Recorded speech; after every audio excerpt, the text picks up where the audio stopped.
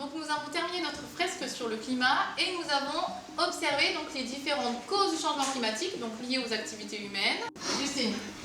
Mais madame, il y a des gens qui disent que le changement dans le climat c'est normal, que ça n'a rien à voir avec les activités humaines. Oui, mais regardez, le président des États-Unis dit que les changements climatiques c'est vraiment n'importe quoi. Le changement climatique, ça a toujours existé. En fait, le fait que ça se réchauffe ou que ça se refroidisse, ça s'est produit, mais plutôt sur des périodes de 20 000 ans.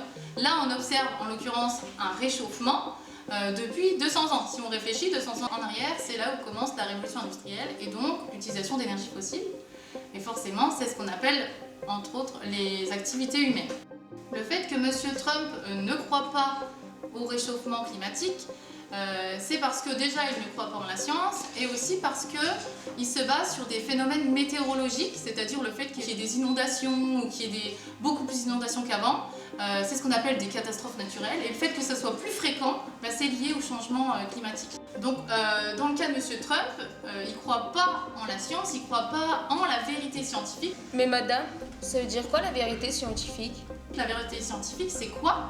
C'est le fait d'expliquer des phénomènes scientifiques en se basant sur des preuves, sur des observations, des interprétations et des raisonnements qui ont été réalisés par l'ensemble des scientifiques, qui ont été acceptés par l'ensemble scientifique, la communauté.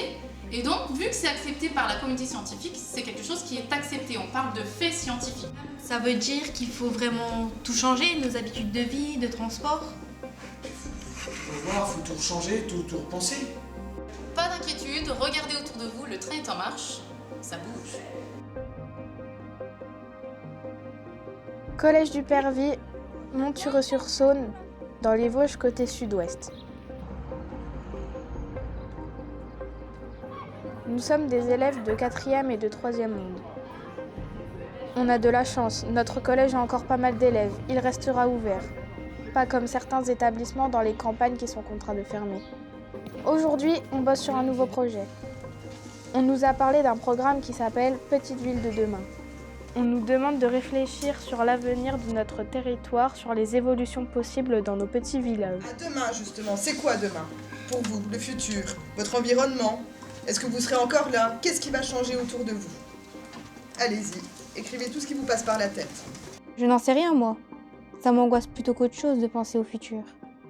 Il y a tellement de trucs à inventer. Depuis que je suis arrivé ici, ça se passe bien. Au moins, j'aurai un avenir ici. Voyager, ça me plairait, mais on pourra peut-être plus prendre l'avion dans le futur. Vu le nombre d'arbres malades, je me demande si on aura encore notre forêt d'ici quelques années. Moi, j'essaierai de faire tourner la ferme. Est-ce que j'arriverai à vendre au bon prix? Je sais pas si ça vaut le coup de travailler aussi dur. L'avenir, suffit d'imaginer, de créer.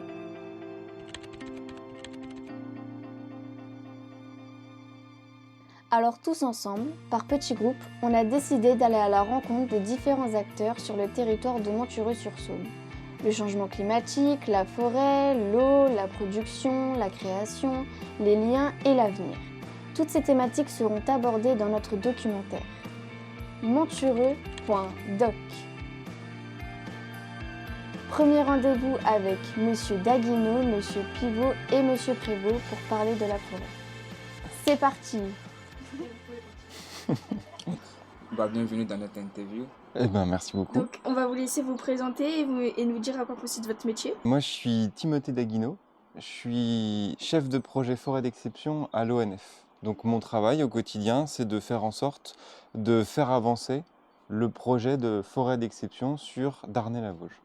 Comment vous voyez la forêt dans les années à venir, dans 40 ans? C'est une question difficile parce qu'on sait que la forêt va changer. Il y a le changement climatique qui la fragilise et qui va faire évoluer les conditions environnementales dans lesquelles les arbres poussent. Donc on sait qu'on ne va pas retrouver forcément les mêmes arbres au même endroit. La forêt, elle va changer. Dire comment elle va changer, c'est quelque chose qui est très difficile. On a des idées. On sait que certainement les essences forestières, donc les espèces d'arbres qu'on connaît aujourd'hui, ce ne seront plus les mêmes, elles vont changer. Ça ne va pas être un changement complet, il y en a certaines qui vont rester, mais d'autres qui vont changer. Après, être capable de dire précisément comment, c'est compliqué. Voilà. Parce que nous, les forestiers, on On est encore dans l'incertitude. On mesure de plus en plus précisément, mais pas encore parfaitement, les conséquences du changement climatique sur les écosystèmes forestiers. Et donc on adapte, au fur et à mesure que nos connaissances s'améliorent, on adapte les plans et les idées sur lesquels on se base pour adapter la forêt au changement climatique, c'est-à-dire la faire évoluer pour qu'elle soit capable de résister au changement climatique. Bonjour. Bonjour. Pouvez-vous vous présenter? Pierre-Jean Prévost, agent de l'Office français de la biodiversité, en poste ici depuis une trentaine d'années. Qu'est-ce que la forêt représente pour vous? La forêt, c'est un milieu vivant. On y trouve forcément du bois qui peut servir à différentes choses, le chauffage, le bois d'œuvre, mais c'est aussi paysager, parce que c'est une réserve de biodiversité. Tous les éléments forestiers sont des habitats, quoi. De l'arbre qui est vivant à l'arbre qui est mort, c'est un véritable réservoir de biodiversité. C'est aussi quelque chose qui sert à la filtration de l'air. Un hectare de forêt filtre les poussières. Stabilité de l'eau aussi, parce qu'un sol forestier, il y aura une bien meilleure conservation de la biomasse du sol et de l'eau. Forcément, c'est protéger un peu du soleil. Pourquoi doit-on prendre soin de la forêt? On a la chance de vivre dans un espace très forestier. On est quasiment à 50% de couverture forestière. Et la forêt, normalement, elle ne subit pas les mêmes contraintes que l'agriculture, où on y trouve des pesticides, des retournements de prairies. Les choses ne sont pas toujours agréables et surtout pas bonnes du tout pour la qualité de l'eau potable. La forêt, c'est un milieu préservé et qui préserve tout.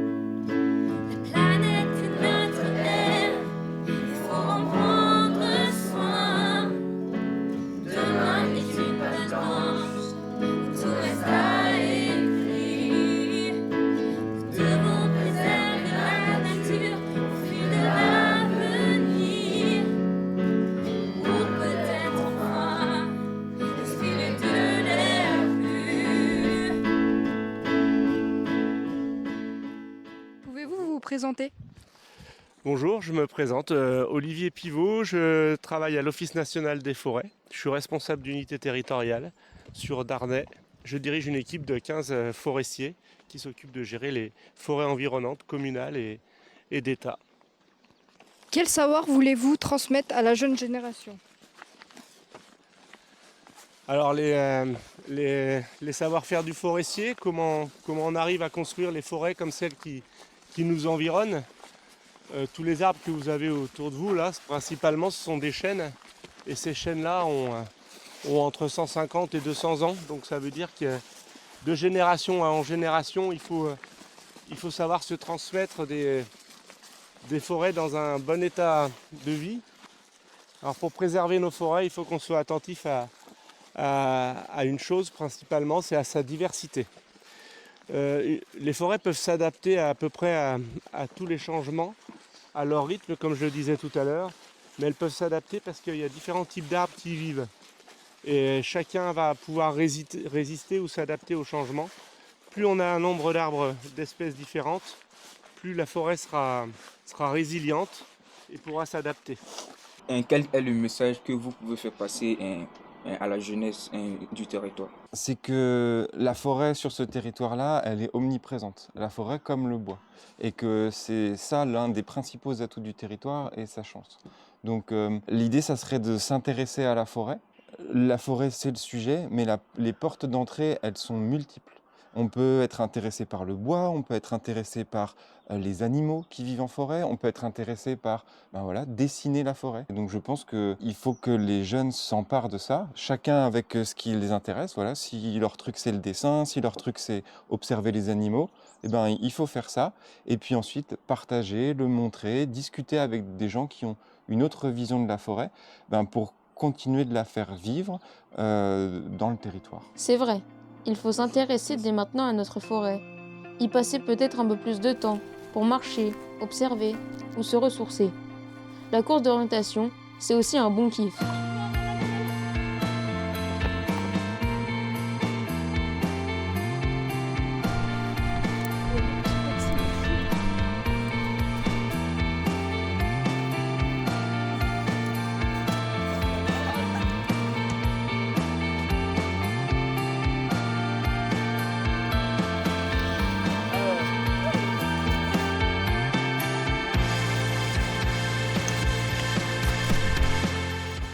Ici, c'est Monsieur Alilich, Monsieur Champagne et Monsieur Prévost, que l'on rencontre au pied du pont des Prussiens. On va leur poser des questions autour des problématiques de l'eau à Montureux-sur-Saône.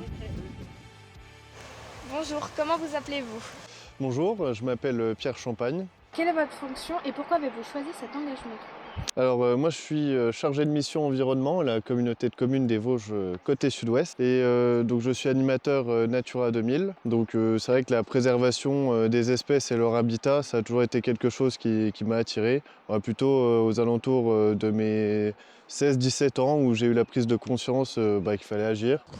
Bonjour, donc je suis Noël Alilich, le président de la PPMA du secteur de Montureux-sur-Saône. Donc c'est l'association agréée de la pêche et de la protection des milieux aquatiques.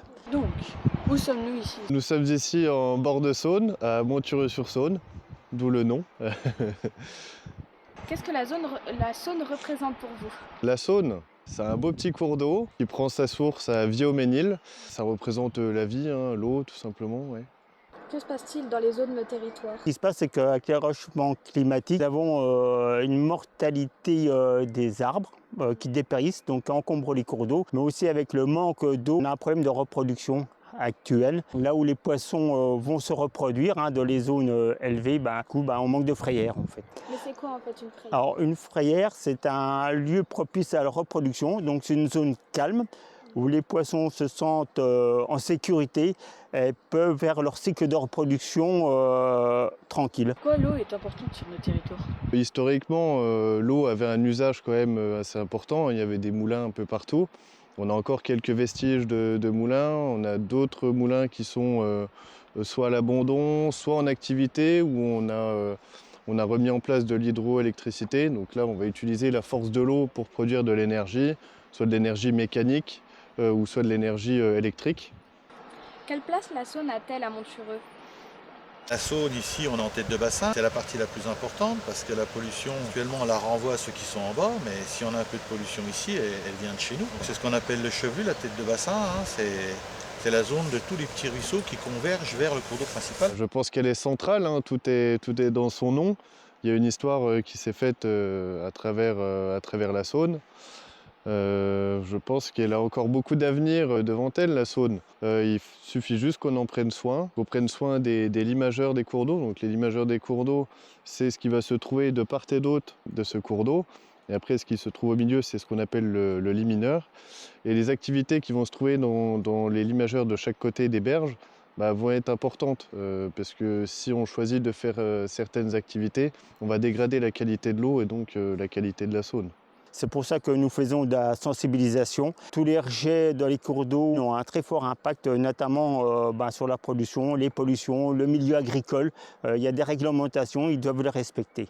Est-ce que vous avez un message à faire passer à la jeune génération?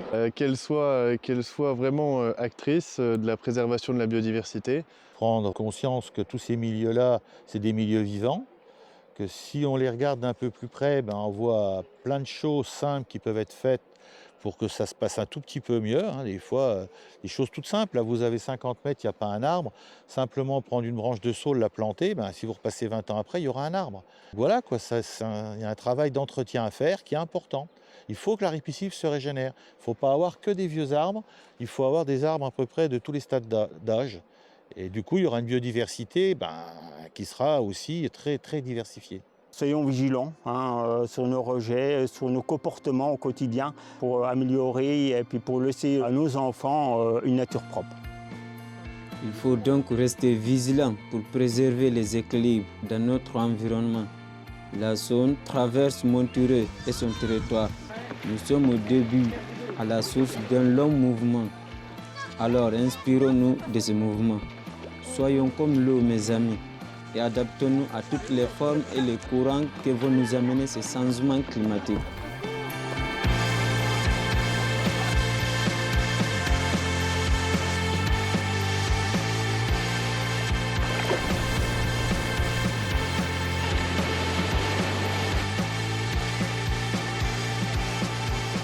S'adapter, c'est parfois changer.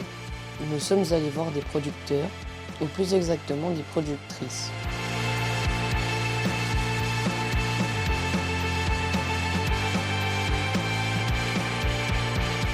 Boris, aussi le chef de notre cantine. pour les questionner sur des modes de production et de consommation qui pourraient limiter nos émissions de carbone, en même temps que respecter les équilibres nécessaires pour préserver notre environnement. Alors bonjour, comment vous appelez-vous? Bonjour, je m'appelle Sophie Berbet. Où sommes-nous? On est à Lironcourt, à la ferme des Capucines, petit village vosgien à 10 km de Montureux-sur-Saône. Quelle est l'activité? On est agriculteur avec mon mari. On produit du lait et des céréales pour nourrir nos animaux. On est arrivé à Lironcourt en 2003 et on s'est installé en hors cadre familial. Ça veut dire que ce n'était pas la ferme des parents. Qu'avez-vous fait dans votre manière de produire? Quand on est arrivé en 2003, la ferme n'était pas ce qu'elle est aujourd'hui. On a développé l'atelier lait. Et à partir de 2018, on a diversifié nos productions. On a commencé à produire de l'électricité et à proposer de la vente directe sur l'exploitation. Quelle raison avez-vous fait ces choix? Notre objectif depuis qu'on est installé, c'est d'être le plus autonome possible. Donc on a voulu produire de l'électricité pour être plus autonome et aussi pour valoriser au mieux toutes nos productions qu'on a sur notre exploitation. Avez-vous été soutenu? Avez-vous été soutenu? Alors pas de trop. En fait, nous, notre unité de méthanisation, c'est l'une des plus petites des Vosges. Que ce soit les financeurs ou les conseilleurs ne croyaient pas du tout en notre projet parce que pour eux, c'était trop petit. Mais on ne les a pas écoutés, on a fait quand même. On a réfléchi nous-mêmes à notre projet et aujourd'hui, on ne regrette pas. Bonjour. Bonjour à tous. Pouvez-vous vous présenter s'il vous plaît? Oui, je m'appelle donc Véronique Bastien, je suis horticultrice et maraîchère à Montureux-sur-Saône depuis 2008. En quoi consiste votre métier? Le métier d'horticultrice consiste à semer les plants de fleurs et de légumes pour les vendre aux particuliers ou aux collectivités, pour les fleurs par exemple. Et le métier de maraîcher consiste à faire pousser les légumes pour les vendre prêts à consommer. Pourquoi vous choisissez les métiers? En fait, c'est une reconversion. J'étais assistante de direction et je m'occupais des ressources humaines dans un bureau à Paris. Et j'ai pris une année sabbatique en 2006 et je me suis dit, je vais repartir dans les Vosges chez mes parents faire un break. Et mes parents étaient horticulteurs et j'ai dit à mon papa, j'aimerais bien essayer de reprendre. Donc j'ai été aide familière pendant 1 an sur l'exploitation en 2007 et ça se passait bien et je me suis dit, je tente l'expérience, je vais m'installer. Et mes parents ont pris leur retraite anticipée pour me laisser la place sur l'exploitation.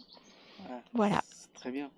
J'aime bien aussi le faire, le jardinier, les choses que si on n'a pas besoin d'aller à l'intermarché, si on a besoin de choses, on les prend directement après. Voilà, ouais. Voilà. On est autonome facile, hein. pour les fruits et les légumes. Y a-t-il un engagement derrière votre reconversion? Oui, quelque part, je voulais une qualité de vie et ne plus dépendre d'un bureau, d'une structure, et je voulais prendre mon envol pour essayer de faire une culture vraiment raisonnée, traditionnelle, parce que je crois que c'est tout l'enjeu aujourd'hui, de savoir cultiver sans avoir plein de traitements et manger de saison des légumes locaux. Donc c'est ce que j'ai essayé de proposer pendant des années. Voilà. Pourquoi vous choisissez le travail des Japonais? Parce que j'aime respecter la nature et je pense qu'il est préférable d'avoir une culture... Bonjour, j'arrive.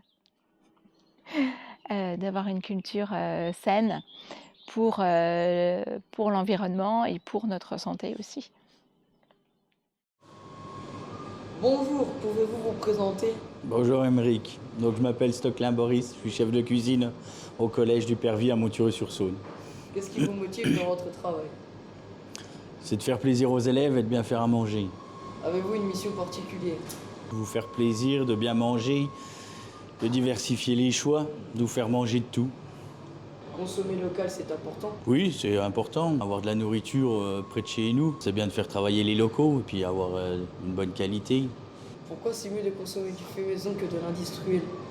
Fait maison, on cuisine, On retrouve le produit brut. Que si je vous fais, par exemple, au collège, je peux acheter les haricots verts en boîte, puis ouvrir la boîte, le mettre dans le four et puis vous le donner. Que si on achète locaux, eh ben, on peut avoir les produits frais, on peut les cuisiner, les travailler. C'est mieux. La couleur de l'aliment aussi, ça joue. En boîte, c'est plus du vert foncé, tourne un peu en gris. Le goût, c'est pas terrible. Qu'en frais, on va retrouver les haricots, ils seront bien verts. En plus de vitamines, on pourra bloquer la chlorophylle. Et faire les petits haricots avec des échalotes, de l'ail, tout ça bien cuisiné, c'est super bon. Bien consommer, c'est à la fois prendre soin de son environnement et prendre soin de son corps.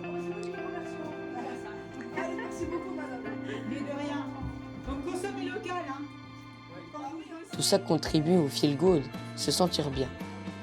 Ça nous rappelle quelque chose.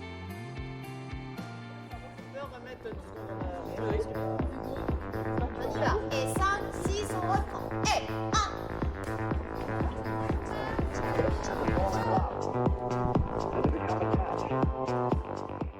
Je suis Julia Bloomberg, chorégraphe, médiatrice en éducation artistique et culturelle et danse-thérapeute. C'est important de bouger déjà pour être un peu à l'écoute de son corps et de ses mouvements, de voir les possibilités et d'explorer son potentiel. Et puis surtout, ça sert à vider la tête.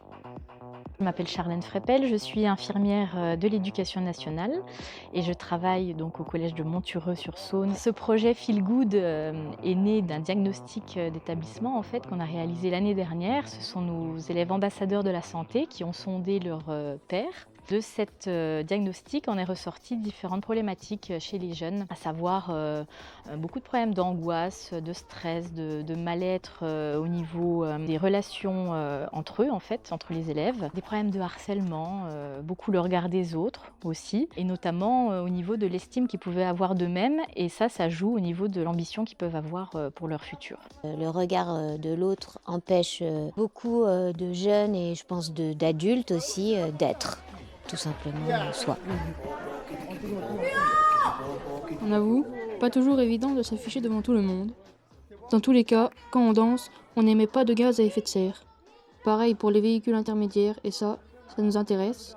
Alors on s'est rendu à Darney dans les locaux du comité de communes où Hélène Octobre, avec Ingrid Colnet, responsable du service de mobilité, ont organisé un temps de réflexion avec les habitants pour échanger et s'intéresser à d'autres possibilités pour bouger sur notre territoire.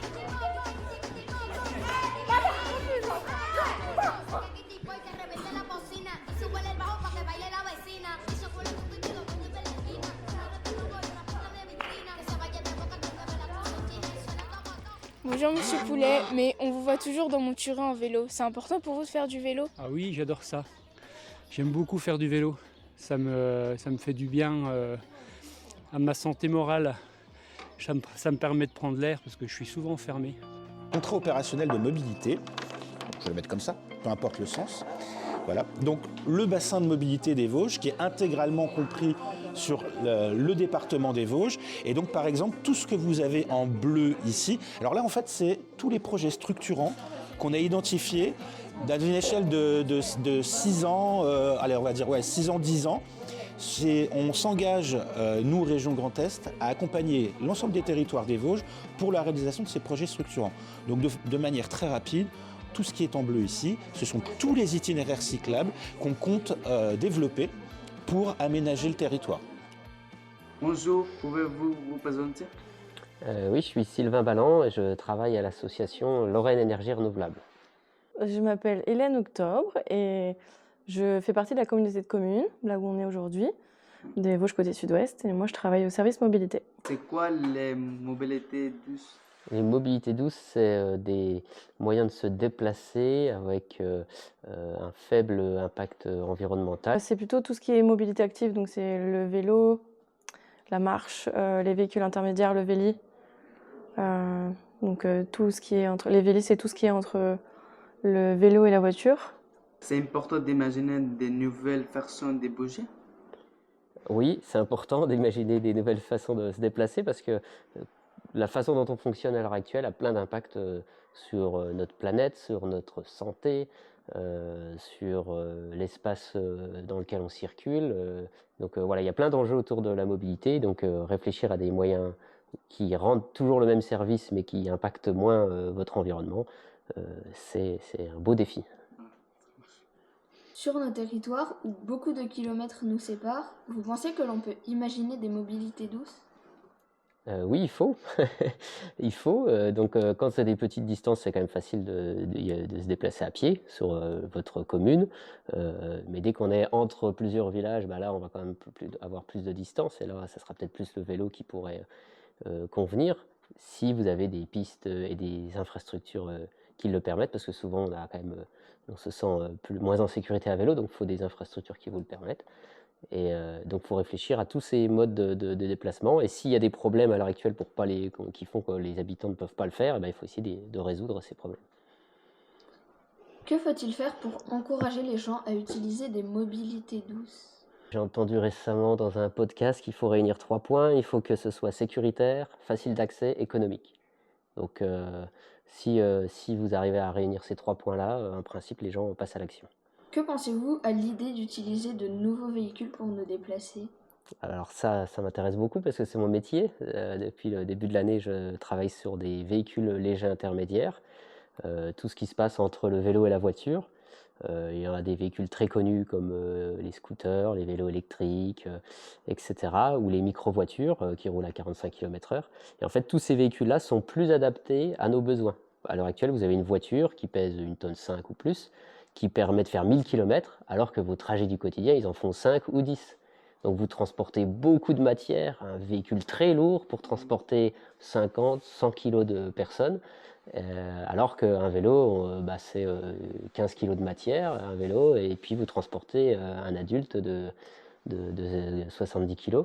Donc vous avez beaucoup moins de ressources nécessaires à apporter le même service. Et donc ces véhicules légers intermédiaires, ils sont entre le vélo et la voiture et ils seront plus adaptés à nos besoins du quotidien. Et tout en plus en créant une filière économique où on va reconstruire des nouveaux véhicules. Donc c'est important d'imaginer ces véhicules-là et d'essayer de les tester sur nos territoires. Est-ce que c'est difficile de changer ses habitudes et pourquoi ? Oh bah ouais, c'est toujours difficile. C'est toujours difficile. Aujourd'hui, on se dit, on se demande pourquoi on utilise trop son téléphone portable et on n'aime pas ça, mais on le fait quand même. On utilise la voiture parce que c'est aussi un réflexe et que c'est ce qu'il y a de plus simple, c'est ce qu'il y a de plus facile.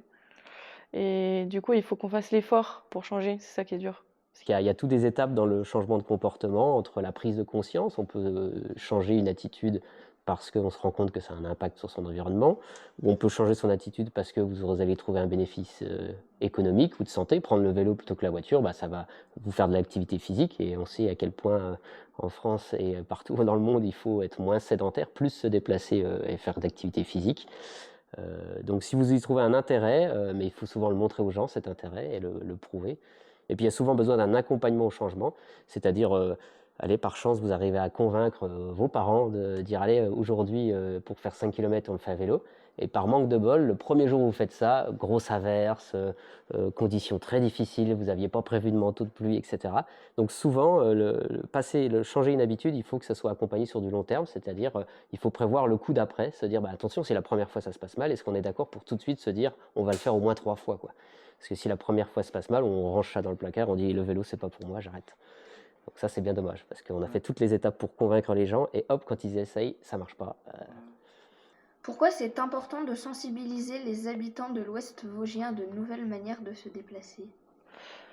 Déjà, pour l'environnement, parce qu'aujourd'hui, la voiture, c'est une grande partie de nos émissions de carbone en France, et dans le monde d'ailleurs. Le transport, voilà, c'est 30% des gaz à effet de serre en France. Et la voiture, de ces 30%, ça représente la moitié. Donc, c'est important qu'on le fasse, et notamment dans notre territoire parce qu'il est rural. Parce qu'on n'imagine pas se déplacer autrement qu'en voiture. C'est difficile de se dire qu'on peut faire autrement. Et donc, c'est pour ça qu'il faut qu'on montre que c'est envisageable et qu'on trouve des solutions ensemble pour qu'on se déplace autrement. Quel message voudriez-vous faire passer aux jeunes ? Si on parle sur le territoire, c'est de demander à leurs parents de tester des nouvelles façons de se déplacer, pourquoi pas. Que c'est eux les utilisateurs de demain de tous ces modes de transport, et qu'il faut qu'ils puissent se saisir de la question et qui disent aussi comment ils imaginent ça en fait. On devrait pouvoir imaginer ça tous ensemble et les jeunes, ils ont une force de parole et il faut qu'ils l'apprennent pour nous dire parce que c'est eux le futur. Voilà, après nous. Merci beaucoup. Merci à vous. Elle a raison, Madame Martin. Ça bouge sur notre territoire. Tout ça demande des temps de réflexion avant de se lancer vers l'innovation. On part alors à la rencontre de Madame Anifi et de Monsieur Stark pour découvrir les chemins possibles qui pourraient nous mener à des pratiques innovantes. La trajectoire est toujours la même. Nous devons rester vigilants dans le but de préserver l'équilibre dont a besoin notre environnement. Bonjour, comment vous appelez-vous? Bonjour, je m'appelle Isabelle Anifi. Quelle est votre fonction? Alors moi, je suis socio-anthropologue et je réalise des études. Quel est votre projet? Alors actuellement, je fais un projet qui s'appelle Mobilité rurale et qui se passe à La Marche dans les Vosges. Pensez-vous qu'il est important de créer, d'innover pour s'adapter aux enjeux de demain?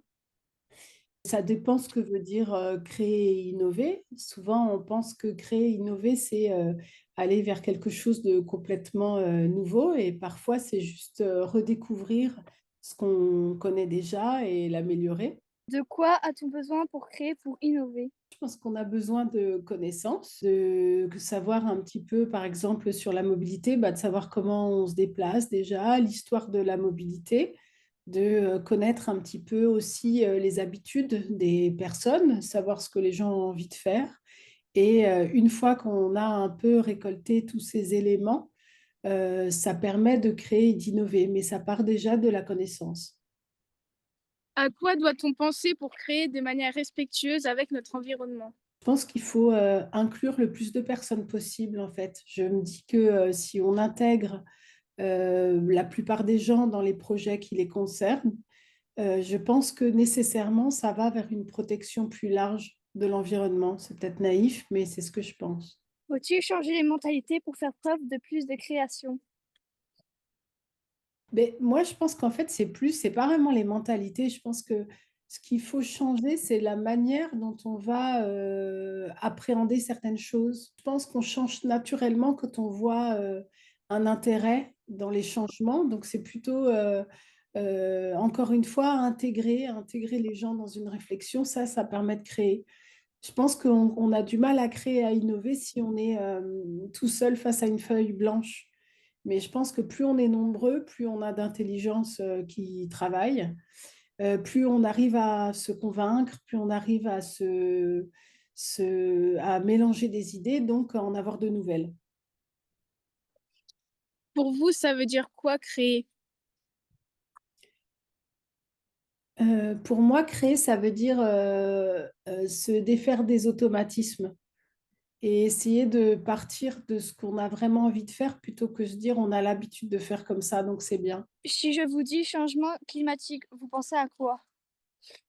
Je pense au fait qu'on risque de perdre certaines choses, un patrimoine, que la vie peut être peut-être plus difficile en termes de ressources et que surtout, oui, ça peut endommager des choses auxquelles on tient. Quel message voulez-vous transmettre à nous les jeunes? Que vous avez beaucoup de choses à nous apprendre en fait, parce que vous êtes directement concernés par les changements en cours et que c'est peut-être intéressant de partager aussi vos idées. Et demain? En fait, j'espère que demain, il y aura plus de capacité d'entraide et moins de jugement en fait, des uns sur les autres et que finalement, des projets innovants, c'est peut-être ça en fait, c'est d'essayer d'aller au-delà de ce qui nous différencie et puis de trouver des éléments communs, trouver des solutions aussi, parce que je pense qu'il n'y a pas une solution pour tout le monde, il y en a plein. Et que après, ce qui est le plus difficile, c'est que quand chacun se bricole une solution, des fois, ça vient en contradiction avec d'autres solutions. Et que ça, c'est très compliqué, mais je pense que c'est un peu à vous de réfléchir à tout ça. Merci. Merci. Merci à vous. À bientôt. À bientôt. À bientôt. Bonjour, comment vous appelez-vous? Je m'appelle Emmanuel Stark. Quelle est votre fonction? Alors, je suis adhérent de l'association Partenaire. Quel est votre projet? Alors l'association partenaire, elle a pour objectif de faire de l'autoconsommation collective d'électricité sur le territoire. Alors, on connaît l'autoconsommation individuelle où on vient consommer directement l'électricité qui est produite sur notre toit. Ben là c'est la même chose, sauf que l'électricité elle peut être produite par des voisins, par l'agriculteur du coin ou sur des panneaux solaires qui sont installés sur un collège ou un lycée à proximité. Pensez-vous qu'il est important de créer et d'innover pour s'adapter aux enjeux de demain? Oui, surtout que l'énergie, on le sait, c'est un point essentiel pour l'avenir. On consomme de plus en plus d'électricité, notamment pour les véhicules électriques, où on entend aussi pas mal parler d'intelligence artificielle. Donc c'est important de faire attention à comment on la produit et où est-ce qu'elle sera produite pour les années à venir. Faut-il créer un monde nouveau? Pas évident de votre question. Je pense qu'il faut faire pas mal de changements et sûrement en profondeur, donc des changements qui vont bousculer pas mal de choses, qui vont aussi bousculer les habitudes des personnes pour qu'on arrive à un monde qui s'adapte aux enjeux de demain en tout cas. De quoi a-t-on besoin pour créer, pour innover? Et ben là, au sein de l'association, pour créer et innover, il a fallu des personnes motivées, de l'envie de faire quelque chose sur le territoire, pour le territoire et ses habitants. Il y a un peu de rêve aussi, le rêve de voir les choses changer et évoluer. À quoi doit-on penser pour créer de manière respectueuse avec notre environnement? Je pense qu'il ne faut pas penser sur le court terme à l'instant T et il ne faut pas non plus trop penser à l'aspect financier. Mais il faut penser à ce qu'on fait maintenant, l'impact que ça aura plus tard et comment on fait pour contrôler cet impact. Faut-il changer les mentalités pour faire preuve de plus de création? Oui, et je pense que c'est là la plus grande difficulté parce que changer les mentalités, ça oblige à beaucoup de personnes de sortir de leur zone de confort, d'aller vers des choses dont ils n'ont pas l'habitude. Et ça peut mettre beaucoup de temps de faire changer les mentalités et il faut qu'on arrive à les faire changer, les faire évoluer le plus rapidement possible au vu de la situation dans laquelle on est et de l'urgence dans laquelle on est. Pour vous, ça veut dire quoi créer? Pour moi, créer, c'est voir les choses différemment, essayer de penser différemment, ne pas toujours tomber dans ce qu'on connaît et essayer d'avoir un regard différent sur ce qu'on aimerait et comment le faire. Si je vous dis changement climatique, vous pensez à quoi? Il y a quelques années, quand on parlait de changement climatique, c'était des mots qui pouvaient avoir un impact assez négatif. Maintenant, je vois les choses un peu différemment. Je trouve que c'est un enjeu qui nous permet de nous bouger un peu et de faire évoluer les choses. Et donc, je le vois comme un défi à surmonter. Quel message voulez-vous nous transmettre à nous, les jeunes? Et ben que je pense qu'il va falloir qu'on sorte les mains de nos poches, qu'on arrête de regarder l'avenir en pensant que ça va être compliqué, voire impossible, voire de critiquer ce qui a été fait et qu'on passe à l'action pour de vrai. Demain, ce sera quoi? Demain, dans le domaine de l'énergie, moi, ce que je verrais bien, c'est qu'on n'ait plus un système tout centralisé comme on a en France, avec des systèmes de production comme le nucléaire, qui obligent tout le monde à être relié au même réseau, mais que chaque petit village ou groupement de villages ou petite commune ait ses propres systèmes de production et de stockage, et que tout le monde puisse maîtriser cet aspect-là de l'énergie. Innover, créer pour s'adapter aux enjeux de demain semble donc être une affaire collective. C'est cool, parce qu'on réfléchit mieux à plusieurs têtes que tout seul. Mais avant de parler d'intelligence collective, il faut déjà le collectif. Comment on fait pour rester ensemble et entretenir nos liens? Les associations et les acteurs politiques de notre territoire sauront peut-être nous expliquer.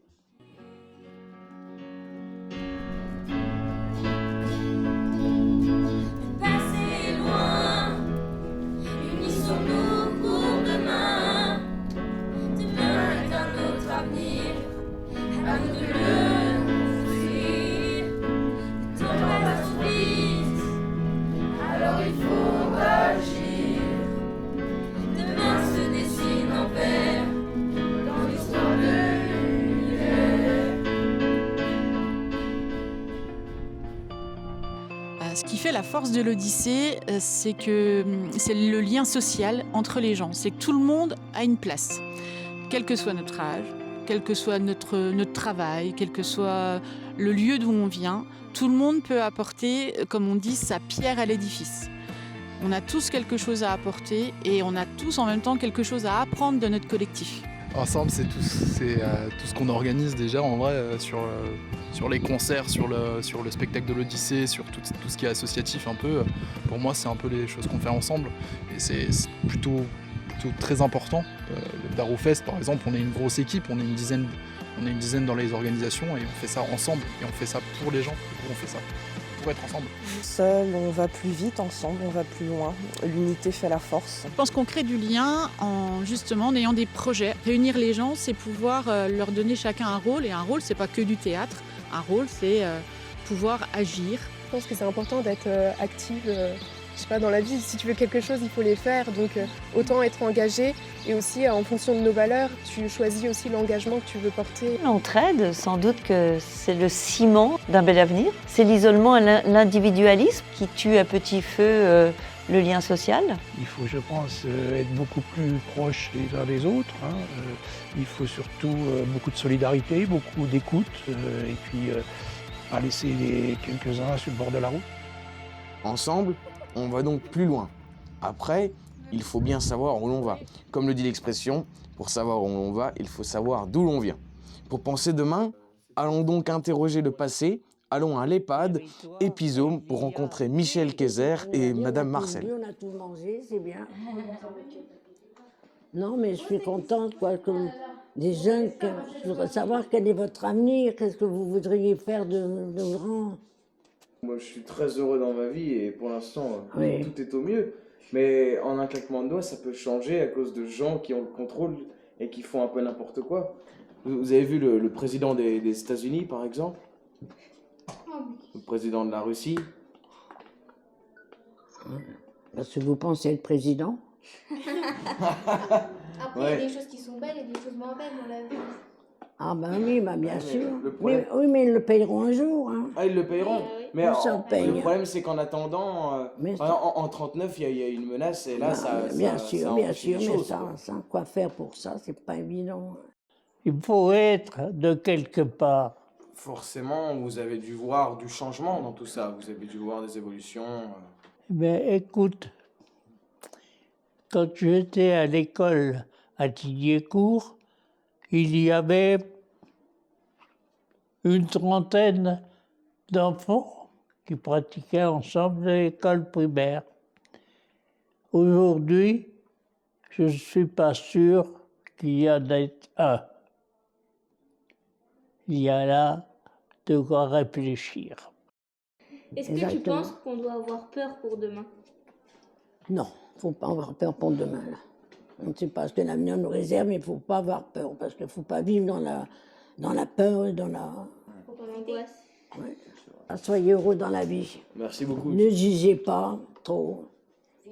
Soyez tolérants et puis aimez-vous les uns les autres. Et profiter aussi. Et profitez, ben oui. Et aimez-vous les uns les autres. C'est vrai. Elle dit juste, Marcel. Restons positifs et prenons soin de nous. La route est longue, mais elle est belle. Nous sommes au pied du mur. On n'a pas le choix. Il va falloir choisir les bonnes prises pour atteindre nos objectifs. Ça peut paraître parfois impossible, mais n'ayons pas peur. La cordée est là. Même en cas de chute, les copains, la famille seront là pour nous assurer et nous aider à reprendre la bonne voie. Ensemble, unis, ici et maintenant, notre avenir se dessine dès aujourd'hui.